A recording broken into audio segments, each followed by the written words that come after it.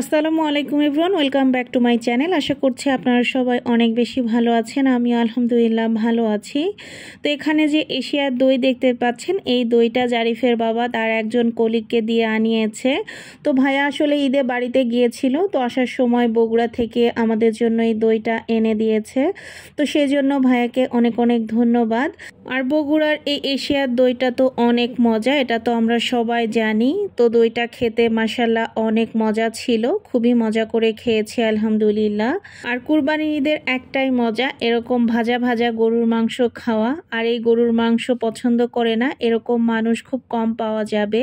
আর এখন হচ্ছে গিয়ে মোটামুটি বেশ রাত প্রায় 10টার মতো বাজে। তো এখন আমরা সবাই মিলে আফতাবনগরে রিক্সাতে ঘোরার জন্য বের হয়ে গিয়েছি। আমরা মাঝে মাঝে রাতের বেলা এভাবে রিক্সাতে ঘুরি, এভাবে রিক্সাতে ঘুরতে আমাদের দারুণ লাগে। তারপরে বেস্ট বাইয়ে এসে সবাই মিলে একটু আইসক্রিম খেয়ে নিচ্ছিলাম।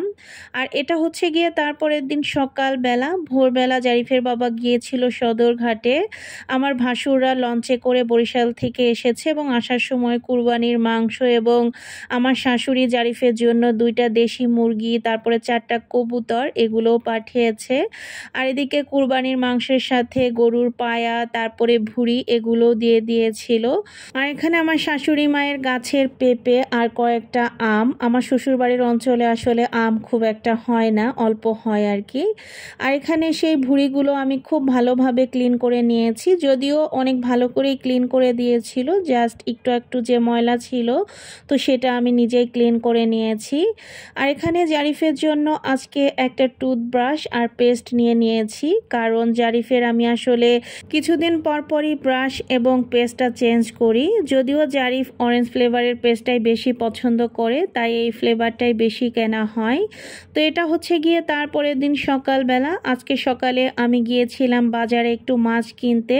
তো এখানে 2 ধরনের মাছ কিনেছিলাম, একটা সামুদ্রিক আর একটা নদীর মাছ, বাসা মাছ। আর এখানে আমার শাশুড়ি যে পেঁপেটা দিয়েছিল সেটা হালকা পেকে গিয়েছে, আর এই পেঁপেটা খেতে যে কি মজা ছিল সেটা আসলে বলার বাহিরে। খুবই মজা করে পেঁপেটা খেয়েছিলাম মাশাআল্লাহ। আর এখানে আজকে রাতের জন্য আমার শাশুড়ি মায়ের পাঠানো কবুতর আলু দিয়ে রান্না করেছিলাম আর পেঁপেটা ঘন্ট করেছিলাম। তো দুটো খাবারই মাশাআল্লাহ দিলে অনেক অনেক মজা হয়েছিল। তো যাই হোক, এখন হচ্ছে গিয়ে বিকেল বেলা, বিকেলের দিকে আমি একটু বেলকনিতে এসেছিলাম। তো বেলকনিতে এসে দেখি যে বুলবুলি পাখিতে আমার বেলকনিতে আবারও বাসা করেছে, এটা আমার ফ্রন্ট বেলকনিতে। তো এটা দেখে আসলে খুবই অবাক হয়েছি। আর রাতের বেলা জারিফকে এখানে একটু চিকেন ফ্রাই করে দিয়েছিলাম, মানে চিকেনের ব্রেস্ট পিস। আর এটা হচ্ছে গিয়ে তারপরের দিন বিকেল বেলা, বিকেলে ছেলেকে নিয়ে চলে এসেছি একটু ফুচকা খাইতে। ইস্ট ওয়েস্ট ইউনিভার্সিটির পাশেই এই ফুচকার দোকানটা।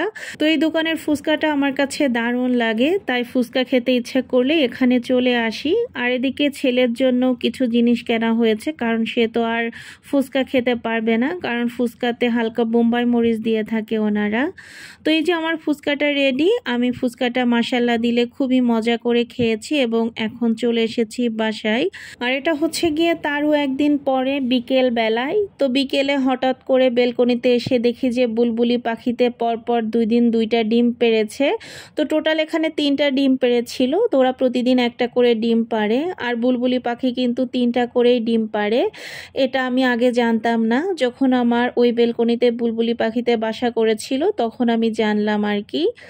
তো যাই হোক, এদিকে আমার নয়নতারা গাছেও খুব সুন্দর করে ফুল ফুটে। তো সব কিছু মিলিয়ে বেলকনির দৃশ্যটা অসাধারণ লাগছিল। বিশেষ করে এই পাখির বাসা দেখলে তো আমি নিজেই মুগ্ধ হয়ে যাই। আর এটা কিন্তু আল্লাহ তাআলার দেওয়া অনেক বড় নেয়ামত, যে পাখিতে এত সুন্দরভাবে বেলকনিতে বাসা বেঁধেছে। মাঝে মাঝে আমি নিজেই ভেবে অনেক বেশি অবাক হই আলহামদুলিল্লাহ। তো আমার আজকের ভিডিওটা আপনাদের কাছে কেমন লেগেছে অবশ্যই কিন্তু কমেন্ট করে জানাতে ভুলবেন না। সবাই ভালো থাকবেন, সুস্থ থাকবেন, আমাদের জন্য দোয়া করবেন। আল্লাহ হাফেজ।